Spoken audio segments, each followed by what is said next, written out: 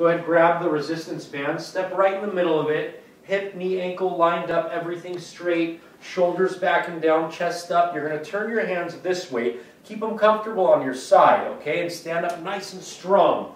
Knees are slightly bent, she's not going to move around back and forth. Face, she's going to look straight. Elbows slightly bent. You don't want your arm locked, it'll put pressure in your elbow. You want to come up till your wrist meets your shoulder, because if you pass that, you can impinge on your shoulder blade, and we don't want that.